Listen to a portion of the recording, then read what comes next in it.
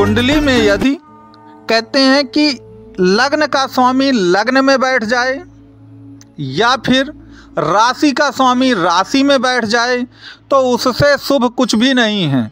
तो कहने का तात्पर्य यह है कि ज्योतिष का ये रूल हमेशा याद रखिए कि लग्न का स्वामी लग्न में बैठे या राशि का स्वामी राशि में बैठे तो आपको कोई दिक्कत नहीं आने वाली, क्योंकि लग्न माने आप स्वयं, आपका शरीर है होता है। तो कहने का तात्पर्य ये है कि कुंभ राशि में शनि जो हैं इस समय कुंभ में ही चल रहे हैं, शनिदेव कुंभ में ही चल रहे हैं। तो यदि आपकी लग्न भी कुंभ है और राशि भी कुंभ है, अर्थात आपके प्रथम भाव जो होता है कुंडली का उसी में शनि विराजमान है, तो आपकी राशि और लग्न दोनों एक हुई, और लग्नेश का और राशि के स्वामी का दोनों का लग्न में बैठना यह अति उत्तम है। तो आपको शनि की 7.5 से डरने की कोई आवश्यकता नहीं है। लेकिन अक्सर कुंडलियों में होता क्या है कि लग्न अलग होती है और राशि उनकी अलग हो जाती हैं। तो जब लग्न और राशि दोनों अलग अलग हो जाती हैं तब जाकर के शनि की 7.5 पर क्या असर होगा आपके जीवन पर, जो शनि की 7.5 का द्वितीय चरण चल रहा है उस पर क्या असर होगा आपके जीवन पर, आज उसकी विस्तृत चर्चा हम इस वीडियो में करेंगे। मित्रों, आपने अक्सर देखा है कि आपकी राशि तो कुंभ होती है लेकिन लग्न कुछ और होती है। तो यहाँ पर मैं 4 लग्नों का आपको उदाहरण दूंगा तो आपको बात ज़्यादा समझ में आएगी। यदि मान लीजिए आपकी लग्न मिथुन, कन्या, धनु या मीन है, यदि आपकी लग्न धन मिथुन, कन्या, धनु और मीन है और आपकी राशि कुंभ है तो आपको कुल मिला के सचेत रहना चाहिए शनि की 7.5 का जो द्वितीय चरण होता है। क्योंकि मिथुन, कन्या, धनु और मीन ये चारों जो लग्नें हैं ना, ये द्विस्वभाव लग्न कहलाती हैं। और द्विस्वभाव लग्न बहुत इमोशनल लग्न होती हैं। और शनि की 7.5 का जब द्वितीय चरण आता है ना, तो द्वितीय चरण का तात्पर्य क्या हुआ कि चंद्रमा भी आपका कुंभ राशि का ही होगा और उसी में शनि आ गए हैं। तो चंद्रमा क्या करता है, चंद्रमा तो आपका मन है और शनि उस मन पर अटैक करता है। तो आप जानते हैं कि इमोशनली आदमी बहुत हर्ट होता है। और जो आपकी मिथुन, कन्या, धनु और मीन लग्ने हैं ये बहुत द्विस्वभाव लग्न हैं और ये इमोशनली बहुत कमज़ोर लग्न मानी गई हैं। इनके लोग इमोशनली बहुत जल्दी टूट जाते हैं। तो जो लोग की लग्न आपकी यदि मिथुन, कन्या, धनु और मीन है तो आपको शनि की 7.5 के समय रुपए पैसे की, धन दौलत की, जॉब की, प्रोफेशन की, बाकी की तो दिक्कतें आपको नहीं आएंगी, लेकिन आप इमोशनली हर्ट हो सकते हैं। तो मुझको आप कमेंट बॉक्स में लिखकर ज़रूर बताइएगा, जो या मेरा व्हाट्सअप का नंबर भी दिया गया है, इस व्हाट्सअप के नंबर पे भी ज़रूर बताइएगा कि कितने ऐसे लोग हैं जिनकी लग्न जो है मिथुन, कन्या, धनु या और मीन है और राशि उनकी कुंभ है।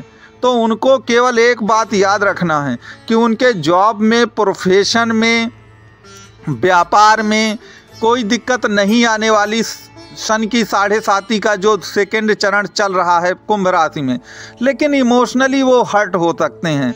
अब आप कहेंगे इमोशनली कैसे हर्ट होंगे, मान लीजिए कोई वैवाहिक आपका जीवन जो चल रहा है उसमें कोई अनबन हो जाती है तो उसमें क्या होता है, आदमी इमोशनली बड़ा हर्ट होता है। अगर पति पत्नी का विवाद ज़्यादा बढ़ जाए, वह कोर्ट कचहरी में या डाइवोर्स पे चला जाए तो बड़ा हर्ट होता है मन को।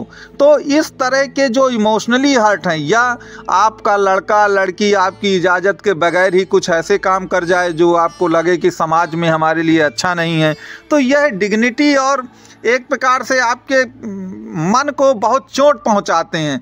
तो आपको इन कामों से कुल मिलाकर के आपको बच के रहना है।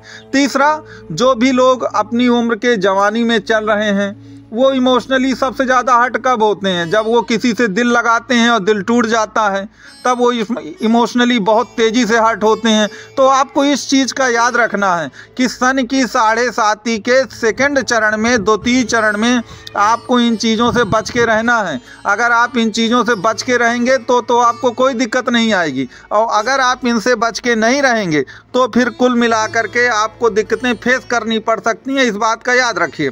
अब जब सेकंड चरण में शनि होते हैं तो जैसा कि मैं बता ही चुका हूं आपको कि शनि चंद्रमा के साथ हो जाते हैं। तो जब वह चंद्रमा के साथ होंगे तो चंद्रमा को हर्ट करेंगे। अब वही बात आ जाती है कि भाई वह अगर चंद्रमा को हर्ट करते हैं, परेशान करते हैं, आपका दिल दुखता है, तो वह कितना दुखेगा, आखिरकार दिल आपका कितना दुखेगा। तो अब देखिए, यह हर किसी की कुंडली पे डिपेंड करेगा कि किसका दिल कितना दुखेगा।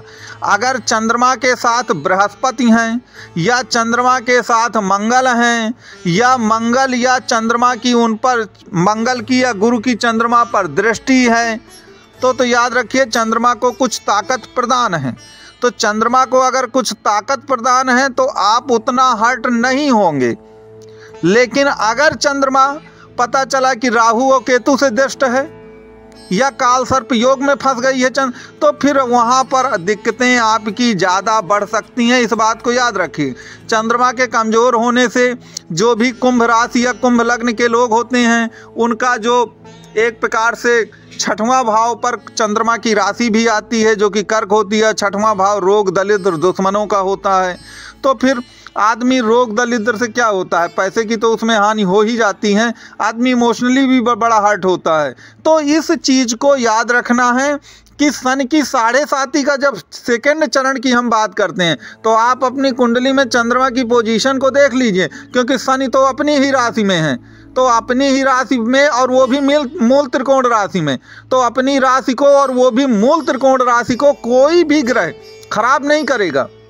लेकिन बस आप अपनी कुंडली में चंद्रमा की स्थिति को आपको देखना पड़ेगा कि आपकी कुंडली में चंद्रमा की स्थिति कैसी है, और चंद्रमा की स्थिति के बाद चंद्रमा को सुधारना कैसे है, चंद्रमा को स्ट्रॉन्ग कैसे किया जाए, और किन कार्यों से बचा जाए और किन कार्यों को किया जाए, ये मैंने पिछले कुछ वीडियो में स्पष्ट किया था। आप उन वीडियो को देख भी सकते हैं। फिर भी अगर आपको कोई भी किसी तरह की परेशानी है तो नंबर दिया गया है, आप नंबर पे कांटेक्ट करिएगा। लेकिन ये याद रखिएगा चार्जेज लागू रहेंगे। तो सन की 7.5 का सेकंड जो फेज है वो कुछ चीज़ों में आपके लिए बहुत अच्छा है, क्योंकि शनि कुंभ राशि में है, आपके राशि के स्वामी हैं। तो यदि आपकी लग्न भी कुंभ है और राशि भी कुंभ है तो आपको ज़्यादा दिक्कतें बिल्कुल नहीं आने वाली हैं, आपको ज़्यादा दिक्कत बिल्कुल नहीं आने वाली है। लेकिन जैसा मैंने बताया ना कि ये द्वितीय भाव अगर कोई लग्न है आपकी मिथुन, कन्या, धनु और मीन में, तो फिर आपको सचेत रहना चाहिए, क्योंकि ये इमोशनली बहुत कमज़ोर लगने मानी जाती हैं। तो यहाँ पर आपको कुछ ना कुछ दिक्कतें फेस करनी पड़ सकती हैं। यदि आप उसका कोई निदान बहुत ठोस चाहते हैं तो दिए गए नंबर पे आप कांटेक्ट ज़रूर करिए, और इसके साथ मुझको ये भी ज़रूर बताइए कि आपको वीडियो मेरा ये कैसा लगा। इसको सब्सक्राइब करिए।